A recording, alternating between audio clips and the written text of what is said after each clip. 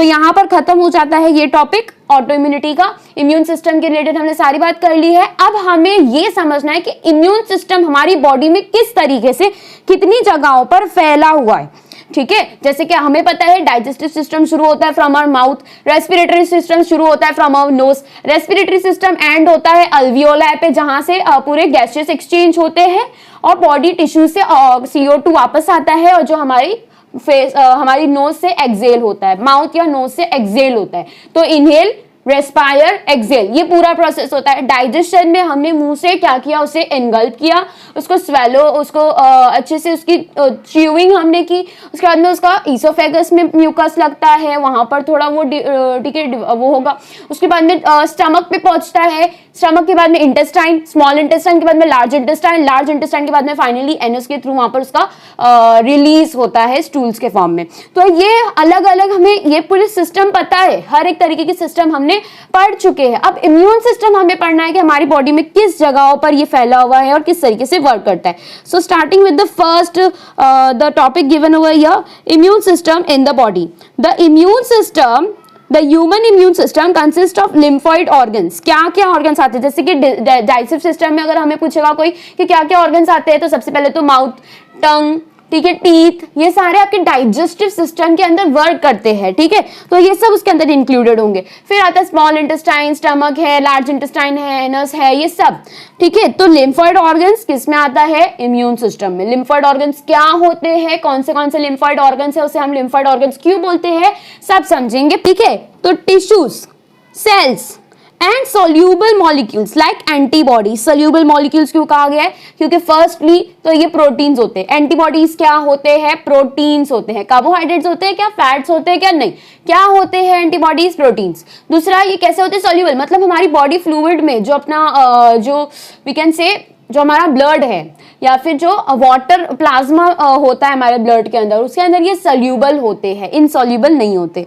ठीक है, डिसॉल्व कर जाते हैं। Of lymphoid organs, lymphoid organs में कौन से ऑर्गन्स आते हैं, लिम्फॉइड ऑर्गन्स में हमारे पास में बोन मैरो है, बोन मैरो आगे आने वाला है, इसमें से कुछ भी डरने की बात नहीं है, आप लोग को सब चीज डायग्राम में दिखाई जाएगी। बोन मैरो हो जाता है, स्प्लीन हो जाता है, और फिर वी हैव थाइमस, बहुत इंपॉर्टेंट, ठीक है। ये सारे क्या है, हमारे लिम्फॉइड ऑर्गन्स है।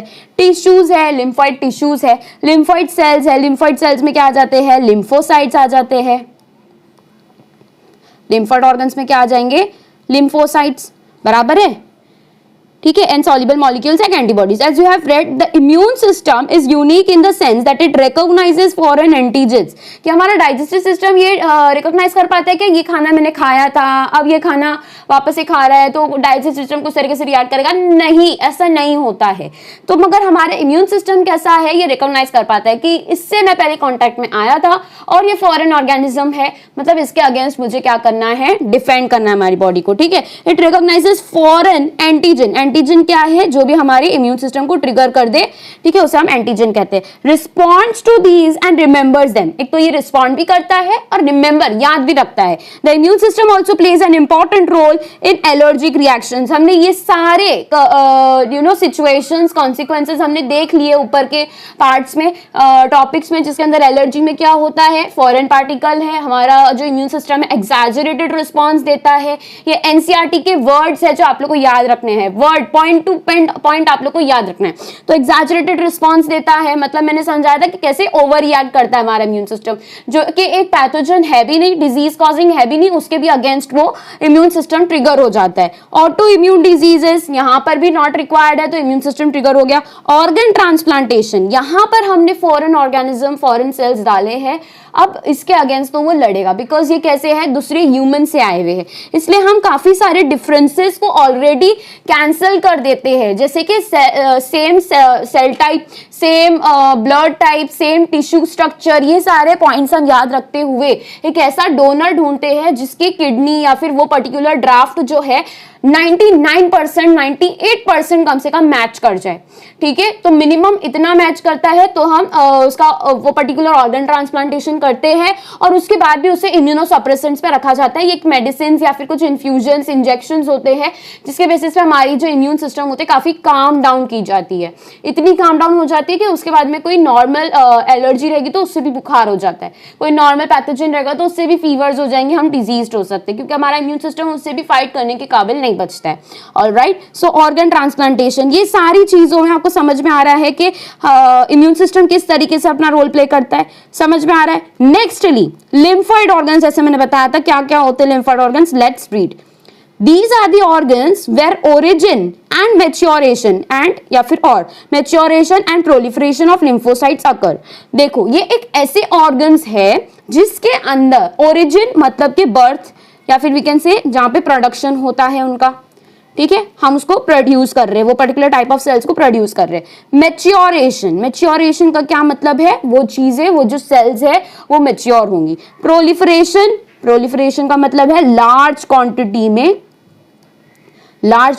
में प्रोड्यूस होना, large quantity production, large quantity में डिवाइड होना, ठीक है, लार्ज क्वांटिटी डिवीजन मतलब कि एक सेल है वो डिवाइड होके कम से कम 1000 एंड ठीक है लैक्स ऑफ सेल्स बन रही है, उससे हम कहते हैं लार्ज अमाउंट में प्रोलिफरेट करना, ठीक है। Of lymphocytes occur the primary lymphoid organs, primary lymphoid organs कौन से है, बोन मैरो एंड थाइमस। ये कहां पर लोकेटेड होते हैं, बोन मैरो तो याद रखने वाली चीज है भी नहीं, बोन जो आप लोग की बोन प्रेजेंट होती है आप लोग के बॉडी के अंदर, ये मैंने बहुत ही खराब बोन बना दी, ये सपोज करो आप लोग की कोई, ठीक है, we have tibia, we have fibula, ये सारी जो हमारे पास में बोन्स है, लंबी लंबी बोन्स होती है, ये लॉन्गेस्ट बोन है हमारी बॉडी में, राइट।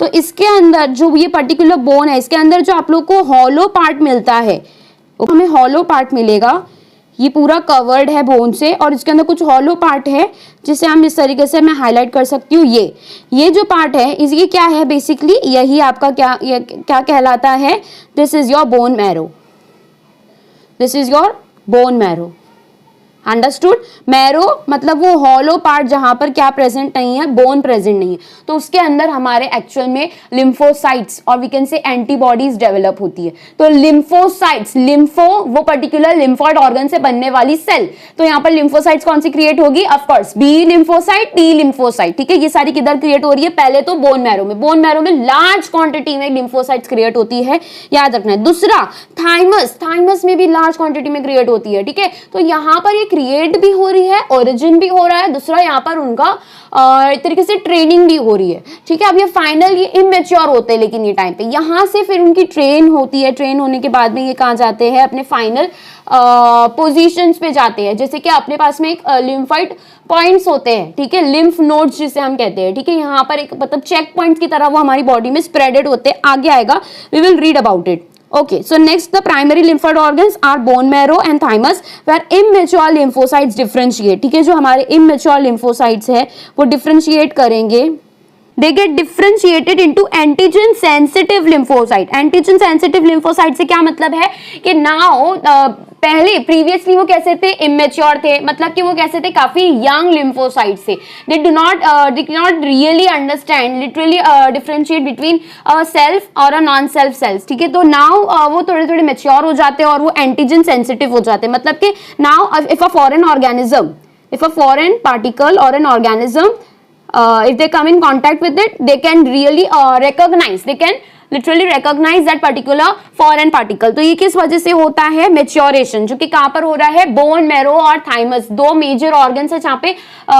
लिम्फोसाइट्स के ओरिजिन भी हो रहा है, बर्थ भी हो रहा है, उनका मेच्योरेशन भी हो रहा है, ठीक है। Next after maturation the lymphocytes migrate to secondary lymphoid organs. Primary lymphoid organs क्यों जरूरी है, क्योंकि लिम्फोसाइट्स क्रिएट करेंगे, उसको मेच्योर करेंगे, मतलब ट्रेन करेंगे, फिर मेच्योर होने के बाद में जब वो एंटीजन सेंसिटिव हो जाते हैं, वो कहां पर ट्रेवल करते हैं, they travel, they reach, they migrate to secondary lymphoid organs.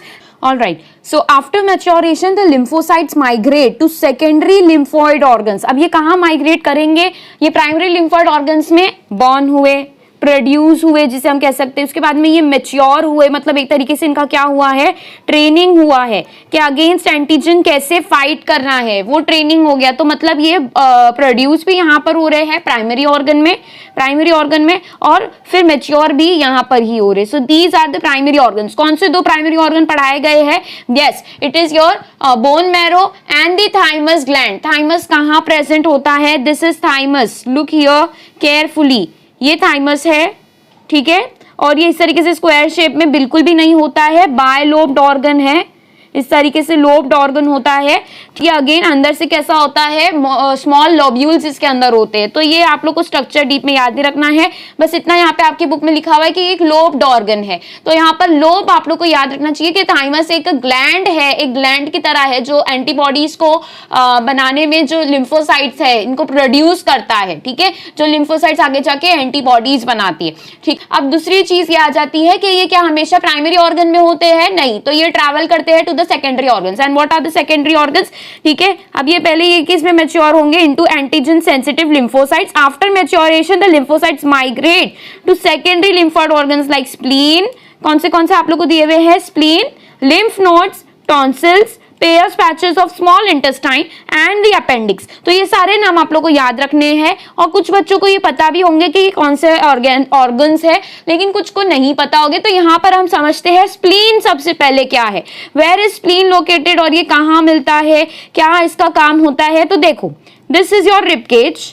ठीक है, यहाँ पर ये ह्यूमन बॉडी पे मैं आपको ड्रॉ करके बता देती हूँ कि अगर यहाँ पर आपका रिब केज बन रहा है, ठीक है, तो ये रिब केज के पीछे आप लोग का हार्ट प्रेजेंट है, ऑलराइट, और यहाँ पर आप लोग का स्टमक प्रेजेंट होगा इस तरीके से। ठीक है, तो इसके ऊपर जो यहाँ पर मैं अभी बनाने जा रही हूँ, जो बीन शेप्ड ऑर्गन की तरह हाईलाइट होके आएगा, एक बीन शेप्ड ऑर्गन की तरह हाईलाइट होके आएगा, उसे ही हम क्या कह देते हैं? स्प्लीन कह देते हैं। तो स्प्लीन कहां पर लोकेटेड होता है? स्टमक के ऊपर, आप लोग के जो लेफ्ट कॉर्नर, लेफ्ट साइड होता है, हार्ट के नीचे स्टमक के ऊपर वो वाले पोर्शन में आप लोग को स्प्लीन मिलेगा। और स्प्लीन कैसा होता है? यस, बीन शेप्ड ऑर्गन होता है। ठीक है, बीन शेप्ड ऑर्गन होता है। और यहाँ पर हमारा लीवर प्रेजेंट होगा, जैसे हमको पता है कि यहाँ पर कौन सा ऑर्गन प्रेजेंट होता है? लीवर प्रेजेंट होता है। So this was all about the spleen. Spleen समझ आ गया? ठीक है, स्प्लीन का प्रेजेंट होता है। और स्प्लीन हमारे पास में बहुत ही फेमस एक एमसीक्यू बनता है स्प्लीन में, that is RBC. Spleen is the graveyard of dash, तो it is RBC. Spleen is the dash of RBC. तो स्प्लीन जो ऑर्गन है ये क्या है? ग्रेवयार्ड है, बिकॉज वहां पर जो भी आरबीसी जो एक्सपायर होने वाले होते हैं, जो डैमेज हो चुके होते हैं, जो यूज्ड हो चुके होते हैं काफी लॉन्ग टाइम से, वो वहां जाके डिस्ट्रॉय हो जाते हैं। कहां पर? स्प्लीन, ये ऑर्गन के अंदर जाके। तो यहाँ पर लार्ज रिजर्वॉयर, ये आप लोग की एनसीईआरटी की लाइंस है कि लार्ज रिजर्वॉयर ऑफ एरिथ्रोसाइट्स मिलता है कहां पर? स्प्लीन में। दूसरा आ जाता है लिम्फ नोड्स। अब लिम्फ नोड्स कहाँ है? यहाँ पर देखो, these are the lymph nodes, मतलब एक चेक पॉइंट्स की तरह होते हैं ये। ठीक है, जूम करके देखेंगे तो इस तरीके से आप लोग को दिखाई दे रहे हैं, ये चेक पॉइंट्स की तरह। और ये नोड्स का क्या मतलब होता है? कहीं कहीं पर लिम्फ नोड्स का आप लोग देखोगे तो एक तरीके से गांठ, या फिर वी कैन से सेल्स बनते हुए समझ में आते हैं। ठीक है, जो जिसका हम बायोप्सी के थ्रू पता करते हैं कि ये कैंसरस सेल्स का नोड बना है, या फिर लिम्फ नोड्स है जो इन्फेक्शन हो गया है, या फिर कोई रीजंस की वजह से ज्यादा इंक्रीज हो गया है, उसका साइज इनहैंस हो गया है। लेकिन वी गेट टू नो कि कुछ पॉइंट्स होते हैं, और ये पॉइंट्स ज्यादातर डीपली आप लोग को कहाँ मिलेंगे, जिसका आप लोग को ट्रैफिक या फिर वी कैन से डेंसली हमको कहाँ मिलेंगे? तो ये एक आप लोग का रेस्पिरेटरी पैसेज के आसपास मिल सकते हैं। दूसरा एक्सिलरी रीजन, ये जो रीजन है इसे हम एक्सिलरी रीजन कहते हैं, क्योंकि यहाँ पर क्या प्रेजेंट है? एक्सिला। एक्सिला यानी बेसिकली योर आर्मपिट वाला रीजन। तो यहाँ पर लिम्फ नोड्स मिलते हैं, यहाँ पर लिम्फ नोड्स मिलते हैं। और दूसरा ये, और दूसरी रीजन जो आप लोग को मिलता है दैट इज ग्रॉइन रीजन। तो एज यू कैन सी कि यहाँ पर भी आप लोग को मिलेंगे, ग्रॉइन रीजन के पास मिलेंगे। What is groin region? The joining between the abdominal part and your leg वाला पार्ट। जो लेग पार्ट है और जो एब्डोमिनल पार्ट है, वहां पर जो जॉइनिंग होती है उसे हम ग्रॉइन रीजन कहते हैं। वहां पर जो आप लोग को लिम्फ नोड्स ज्यादा क्वांटिटी में दिखाई देता है। अब ये लिम्फ नोड्स क्या होते हैं? Lymph nodes are like check points, ये चेक पॉइंट्स की तरह होते हैं। वाई चेक पॉइंट्स की तरह होते हैं? बिकॉज यहाँ पर लार्ज क्वांटिटीज में, मतलब जो आप लोग का सेकेंडरी ऑर्गन आप लोग को बताया गया है कि ये जो लिम्फोसाइट्स होते हैं, टी और बी लिम्फोसाइट्स, ये ज्यादातर मेच्योर होकर कौन से जगहों पे जाते हैं? तो सेकेंडरी ऑर्गन में आप लोग को एक ऑर्गन दिया है लिम्फ नोड, ये सारे पार्ट्स में जाते हैं, ये सारे रीजन्स में जाते हैं। तो लिम्फ नोड्स में लार्ज क्वांटिटी में लिम्फोसाइट्स मिलते हैं, और सबसे ज्यादा लिम्फोसाइट्स जो एक्टिवेट होके अपना काम शुरू कर रहे हैं, वो कहाँ से एक्टिवेट होके आते हैं? है लिम्फ नोड से, बिकॉज वहां पे लार्ज क्वांटिटी में है। और दूसरा ये कि आप अगर गौर से देखो तो ये कौन से रीजन में मिल रहे हैं, जैसे कि एक्सिलरी रीजन हो जाता है, ग्रॉइन वाला रीजन हो जाता है। तो एक चीज यहां से क्लियर होनी चाहिए कि ये रीजन्स में ज्यादातर आप लोग को लिम्फ नोड्स क्यों देखे गए हैं नेचुरली, बिकॉज यहाँ पर ह्यूमिडिटी भी होती है, ठीक है, थोड़ा वार्मथ भी होता है। ये हमारे बॉडी का ये जो पोर्शन है ये थोड़ा वार्मथ होता है, यहाँ पर थोड़ा मॉइस्चर प्रेजेंट होता है, जिसकी वजह से बैक्टीरियल ग्रोथ या फिर कोई भी पैथोजन का ग्रोथ, एंटीजन का ग्रोथ बहुत ही फास्ट हो सकता है। अगर फंगल इन्फेक्शन हो रहा है तो मोस्ट प्रोबेबली इन रीजन्स पर हो सकता है और फास्ट ग्रोथ होगा as compare to other regions. तो दैट इज वाई नेचुरली हमें यहाँ पर चेक पॉइंट्स दिए गए हैं कि अगर कोई इन्फेक्शन हो रहा है तो आप लोग को लिम्फ नोड जो है ज्यादा क्वांटिटी में लिम्फोसाइट्स प्रोवाइड करेंगे। तो ये आप लोग का सेकेंडरी ऑर्गन दूसरा हो जाता है। थर्ड ऑर्गन दिया है टॉन्सिल्स। टॉन्सिल्स आप लोग को कहाँ मिलते हैं? Yes, in your buccal cavity. Buccal cavity के अंदर से जब हम रेस्पिरेटरी पैसेज, ईसोफेगस वाले पैसेज में जाते हैं तो यहाँ की तरफ 2 पॉइंट्स प्रेजेंट होते हैं, बस उसे ही हम टॉन्सिल्स कहते हैं। वहां पर क्या है, तो वहां पर भी लिम्फोसाइट्स डेवलप होने के बाद, मैच्योर होने के बाद वहां पर शिफ्ट होते हैं। So these are the mature lymphocyte जो कौन सी प्लेस माइग्रेट होके अपने एंटीबॉडी और एंटीजन का रिएक्शन स्टार्ट कर रहे हैं। तो उन जगहों का ये सारा आप लोग को रीजन्स याद रखना है, ठीक है, नाम याद रखना है। नेक्स्ट आ जाता है पेयर्स पैचेस। पेयर्स पैचेस तो हम सबने डाइजेशन वाले चैप्टर में पढ़ रखा है। स्मॉल इंटेस्टाइन की लाइनिंग में पेयर्स पैचेस प्रेजेंट होता है। ये क्या करता है, जो भी खाने में इंफेक्शन है या फिर कोई भी आपने पैथोजन इनगल्फ कर लिया है तो उसको एब्जॉर्ब करेगा और ब्लड में छोड़ेगा। पेयर्स पैचेस के पास में ही लिम्फोसाइट का, लिम्फॉइड टिश्यू का एक मोटा लेयर होता है। आप आगे देखोगे MALT, malt, mucosal associated lymphoid tissue, ये आप लोग का माल्ट टिश्यू हो जाता है, ठीक है। And appendix, lastly we have appendix. We can say it is a vestigial organ. Vestigial organs हमने 10th स्टैंडर्ड में पढ़ रखा है। What is the vestigial organ?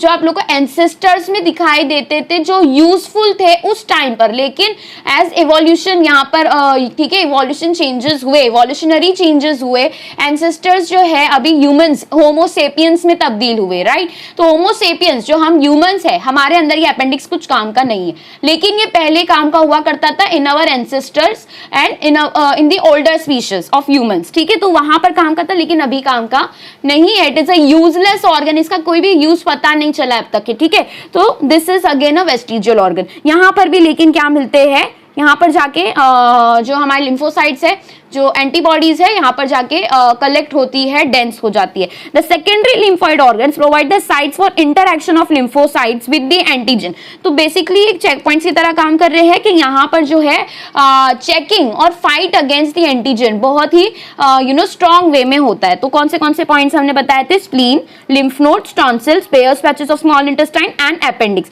The secondary lymphoid organs provide the sites for interaction of lymphocytes with the antigen which then proliferate it to become effector cells। पहले तो वो contact में आएगा। इफेक्टर सेल्स का क्या मतलब होता है?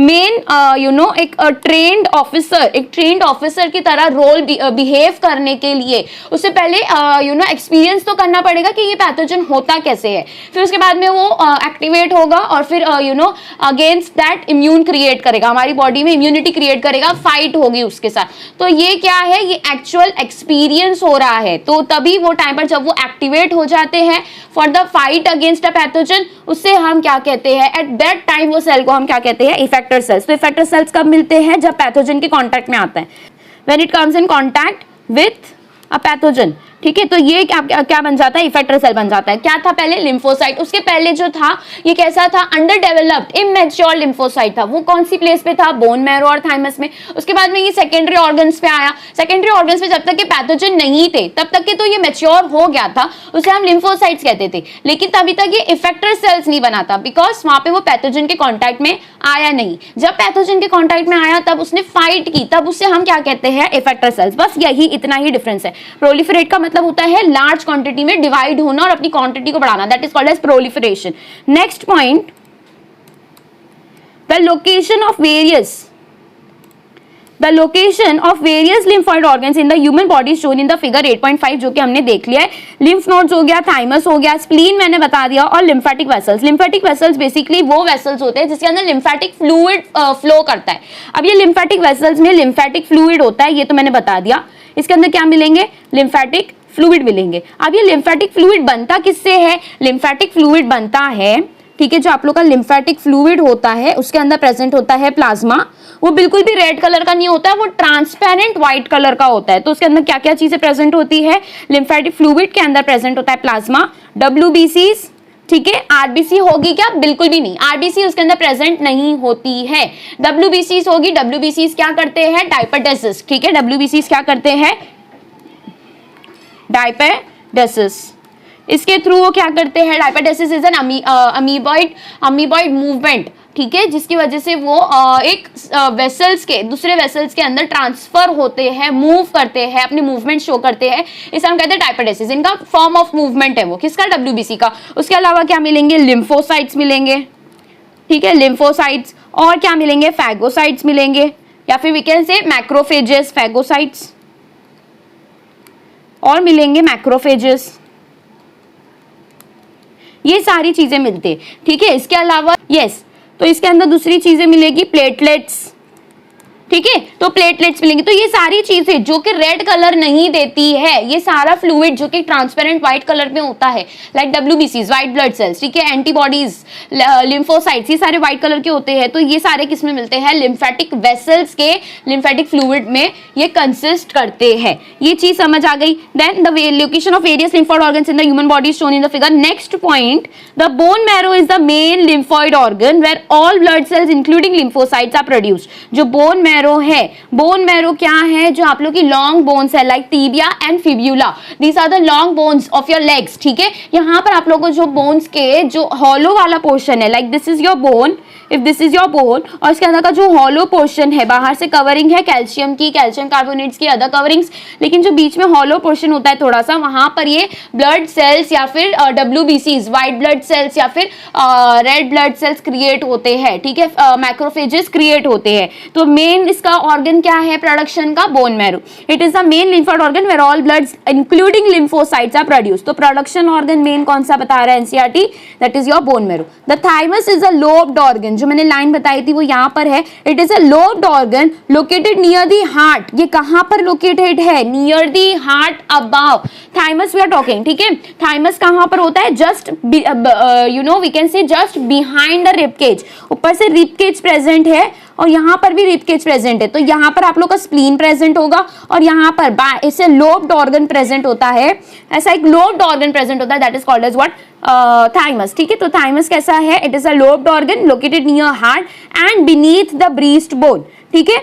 ब्रीस्ट बोन कौन सा हमारा? स्टर्नम है, स्टर्नम के पीछे ये प्रेजेंट होगा। The thymus is quite large eight the time of birth. अगर आप बेबीज में, इन्फेंट्स में देखोगे तो थाइमस वाला रीजन काफी उनका ग्रो किया हुआ दिखाई देगा, ठीक है। तो वाई? बिकॉज थाइमस वो टाइम पर बहुत ही लार्ज साइज का होता है, ठीक है, at the time of birth, but keeps reducing in size with age and by time puberty is attained. जब तक कि प्यूबर्टी, मतलब एक ऐसा टाइम, प्यूबर्टी क्या होता है? वो पीरियड जहां पर मेच्योर हो जाते हैं, ठीक है, जो भी इन्फेंट्स होते हैं, जो किड्स होते हैं, मेच्योर हो जाते हैं in terms of physical appearance, in terms of voice, in terms of physiology, वो सारी चीजों में मेच्योर उनका, ठीक है, मेच्योरेशन दिखाई देता है, ठीक है।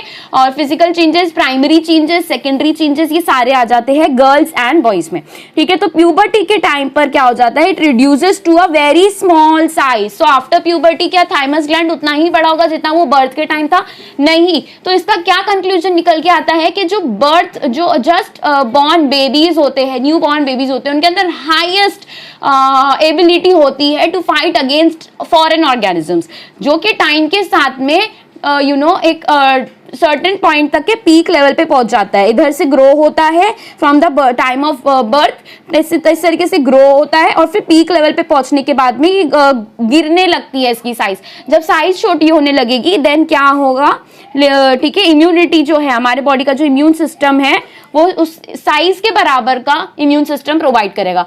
जाहिर सी बात है राइट, कि हमारा जो इम्यून सिस्टम है वो कौन प्रोवाइड कर रहा है लार्ज क्वांटिटी में? थाइमस। और अगर थाइमस ग्लैंड ही हेल्दी नहीं है, लार्ज साइज में नहीं है, तो क्या वो इम्यूनिटी प्रोवाइड कर पाएगा? नहीं। ये कब होता है? At the time of puberty, after puberty it reduces to very small size. Both bone marrow and thymus provide microenvironments. Microenvironments मतलब स्मॉल इन्वायरमेंट्स स्मॉल क्वांटिटी में एनवायरमेंट्स प्रोवाइड कर रहे हैं for the development and maturation of T lymphocytes. तो T lymphocytes को develop करने का और मैच्योर करने का काम कौन कर रहा है? यस, बोन मैरो और थाइमस। ये तो हमने पढ़ा था। The spleen is a large bean shaped organ. Spleen का मैंने लोकेशन बताया। It mainly contains lymphocytes. हमें ऐसा लगता है कभी कभार कि स्प्लीन कहाँ प्रेजेंट है, हमें पता है लंग्स है, लंग्स के बीच में हार्ट है, and then we have rib cage, नीचे स्टमक है, इंटेस्टाइन्स है, लीवर है, पेनक्रियास ग्लैंड है, बहुत सारे ग्लैंड है, ठीक है। तो ये सारे इंटेस्टाइन्स है, स्मॉल एंड लार्ज इंटेस्टाइन है, ये सारे पार्ट्स के बीच में स्प्लीन कहाँ पर है? तो मैंने आप लोग को यहाँ पर ड्रॉ करके बताया है कि स्प्लीन एक्चुअल में कहाँ पर लोकेटेड होता है, ठीक है। ये आप लोग के स्टमक के जस्ट अबाउ स्प्लीन लोकेटेड होता है beside the liver. The spleen is a large bean shape, it mainly contains lymphocytes and phagocytes. Spleen में क्या मिलता है? लिम्फोसाइट लार्ज क्वांटिटी में और फैगोसाइट्स मिलते हैं। It act as a filter of the blood, मतलब कि ब्लड जब स्प्लीन में से पास होगा, जब सर्क्यूलेट करेगा उसके अंदर से, तो ब्लड के अंदर के जितने भी एंटीजन है, फॉरेन ऑर्गेनिजम्स है जो कि ब्लड का हिस्सा नहीं है, उसको वो क्या करेगा? फिल्टर करके अपने पास रखेगा। तो बेसिकली स्प्लीन के अंदर लार्ज क्वांटिटी में क्या मिलेंगे? एंटीजेंस मिलेंगे। और क्या मिलेंगे? We can see that foreign particles, ठीक है, जो भी डस्ट है या फिर कोई भी फॉरेन पार्टिकल है जिसको आप लोग को एक्सक्रीट करना है, रिमूव करना है, वो आप लोग को कहाँ मिलेगा? स्प्लीन में। By trapping blood borne microorganisms, blood के अंदर ग्रो होने वाले माइक्रो ऑर्गेनिजम्स को ये ट्रैप करता है और ब्लड फिल्ट्रेशन का काम करता है। This is your spleen. Spleen also has large reservoir of erythrocytes, ठीक है। यहाँ पर डेड एरिथ्रोसाइट्स नहीं लिखा है, डेड आरबीसी नहीं लिखा है, और ना तो ग्रेवयार्ड लिखा है, लेकिन जो लाइन आप लोग को दी है वो आप लोग को याद रखनी है। Spleen also have large reservoirs of erythrocytes. The lymph nodes are small solid structures, ठीक है, structures located at different points along the lymphatic system. पूरे लिम्फेटिक सिस्टम में चेक पॉइंट्स की तरह हर जगह स्प्रेडेड होते हैं, ठीक है। Lymph nodes serve to trap the micro organisms और other antigens which happen to get into the lymph and tissue fluid. जब भी टिश्यू फ्लूइड और लिम्फ फ्लूइड के अंदर कोई ऑर्गेनिजम्स आ रहा है तो we have a large system of armed armies हमारे पास में होती है, जो लिम्फोसाइट्स है, मैक्रोफेजेस है, एंटीबॉडीज है, लिम्फ नोड्स थे, अब तक के क्या आ गए? अभी लिम्फेटिक वेसल्स थे, अब लिम्फ नोड्स भी आ गए, जो कि क्या करते हैं? It serves as a trap, ठीक है, ट्रैप करेंगे, ठीक है, माइक्रो ऑर्गेनिजम्स और एंटीजेंस को which happen to get into lymphoid or tissue fluid. Is that clear? Antigens trapped in lymph nodes are responsible for the activation of lymphocytes. Why it is responsible? Because ये lymph nodes के पास में कौन जा रहा है? Matured lymphocytes जा रहे हैं। कहाँ से mature होके जा रहे हैं? बोन मैरो और थाइमस के अंदर mature होने के बाद में वो वहां पर जाके as a matured lymphocyte act करते हैं। लेकिन एक्टिवेट वो कब होते हैं? इफेक्टेड सेल्स में कब आते हैं? जब वहां पर कोई एंटीजन प्रेजेंट हो जाता है, ठीक है, वहां पर कोई एंटीजन आ जाता है, ट्रैप हो जाता है, तो ये क्या हो जा this is responsible for the activation of lymphocytes present there and cause the immune response. तो इम्यून रिस्पॉन्स कैसे ट्रिगर हो रहा है? Because of these checkpoints, जो कि ढूंढ ढूंढ के ला रहा है that these are the criminals, और उस हिसाब से फिर हमारी आर्मीज एक्टिवेट होती है। Next is there is lymphoid tissue. ये बहुत इंपॉर्टेंट है, छोटा सा पैराग्राफ समझ के छोड़ना नहीं है, very important it is. Okay, there is a lymphoid tissue also located within the lining of the major tracts. Lymphoid tissue है, ये कोई ऑर्गन की बात नहीं कर रहे हम लोग, ठीक है। जो माल्ट है वो कोई ऑर्गन नहीं है, वो कोई सेल का नाम नहीं है, ये एक टिश्यू है। क्यों टिश्यू कहा गया? बिकॉज एक सेल होती है जो आगे जाके क्या बनाती है? टिश्यू बनाती है, और ये पूरा आगे जाके एक कोई ना कोई ऑर्गन बनाता है। तो it can be any organ XYZ। लेकिन अगर जब तक ये ऑर्गन नहीं बना रहा है और अगर ये एक सेल में भी प्रेजेंट नहीं है, तो अब उसे हम क्या कह सकते हैं? टिश्यू ही कह सकते हैं, क्योंकि ना तो ये एक सेल है खाली, ये लार्ज क्वांटिटीज ऑफ सेल से बना है, और ना तो ये कंप्लीट ऑर्गन फॉर्म कर रहा है। तो ये किस में आता है? टिश्यू में आता है। पहले तो आप लोगों को ये याद रखना है। अब ये टिश्यू एक इनकम्प्लीट ऑर्गन की तरह कहां पर प्रेजेंट होता है? इन योर रेस्पिरेटरी ट्रैक्ट, जो आप लोग का रेस्पिरेटरी ट्रैक्ट है, ट्रैकियल है, ट्रैकियल रीजन, डाइजेस्टिव ट्रैक्ट जो आप लोग को ईसोफेगस से लेके स्मॉल इंटेस्टाइन, लार्ज इंटेस्टाइन, ये सब जो जगह मिली है वहां पर, यूरोजेनाइटल ट्रैक्ट्स, ठीक है, इन मेल यूरोजेनाइटल मतलब कि जेनिटल ऑर्गन, ठीक है, और जो यूरिनरी ट्रैक्ट होता है वो दोनों फ्यूज्ड किया हुआ होता है, एक ही पाथवे होता है फॉर बोथ द पर्पसेस। तो यहाँ पर लार्ज प्रोबेबिलिटी होती है कि इन्फेक्शन हो जाए। तो यहाँ पर उन्हें नेचुरली क्या मिला है हमारे रिप्रोडक्टिव ट्रैक्ट में, यूरोजेनाइटल ट्रैक्ट में? This MALT, mucosa associated lymphoid tissue. Mucosa क्यों है? बिकॉज यहाँ पे म्यूकोजल लेयर मिलता है जहां पर क्या मिलते हैं, लार्ज क्वांटिटी में लिम्फोसाइट्स मिलते हैं। दूसरा क्या है, एसोसिएटेड लिम्फोइड टिश्यू। ऐसे लिम्फोइड टिश्यू प्रेजेंट होते हैं जो कि किसके बने होते हैं, म्यूकोजल लेयर के बने होते हैं। So the lymphoid there is a lymphoid tissue also located within the lining of the major tracts like respiratory, digestive and urogenital tracts called mucosa associated lymphoid tissue. It constitutes about 50%, कितना, 50% of the lymphoid tissue in the, ठीक है, human body. मतलब कि हमारे body में जो immune system है, इतने सारे ऑर्गन्स है, इसके अंदर जो लिम्फोइड टिश्यू का जो भी पार्ट है, 100% जितना लिम्फोइड टिश्यू कवर करता है, उसके अंदर से 50% लार्ज क्वांटिटी में लिम्फोइड टिश्यू किन 3 जगहों पे प्रेजेंट होते हैं?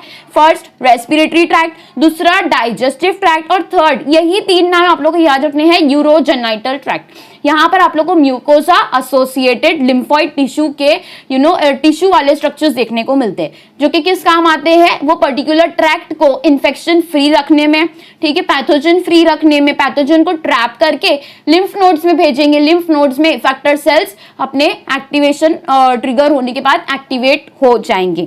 So this was all about today's lecture. आज हमने immune system of the body पूरा समझ लिया, कौन सा ऑर्गन कहाँ होता है। आई होप सारे डाउट्स क्लियर हो गए होंगे, ठीक है। हमने एलर्जीज, ऑटो इम्यूनिटी, ये भी आज के लेक्चर में समझा था, ठीक है। नेक्स्ट लेक्चर से हम शुरू करेंगे अबाउट एड्स, ठीक है। तो एड्स के ऊपर एक ही लेक्चर में पूरा कवर करने की कोशिश करेंगे and this the next topic is going to be very important because if will see तो प्रीवियस लेक्चर्स, प्रीवियस ईयर्स में, ठीक है, एड्स और कैंसर से क्वेश्चंस हर साल बने हैं। So it is most probable के आगे भी कैंसर या एड्स से क्वेश्चंस आएंगे because this is a disease that man have been fighting for so many years, ठीक है। बहुत सालों से ये बहुत कॉमन हो गया और अभी तो बहुत ही ज्यादा कॉमन हो गया एड्स और कैंसर होना। So we need to get aware more about this diseases और ये बहुत ही लेटेस्ट अभी लाइफस्टाइल वाले टॉपिक्स है जो कि नीट में आने के चांसेस है। So pay attention during the lectures, make your own notes, questions practice करने हैं, एनालिसिस करना है, पढ़ते रहो, स्टे हेल्दी, गुड बाय।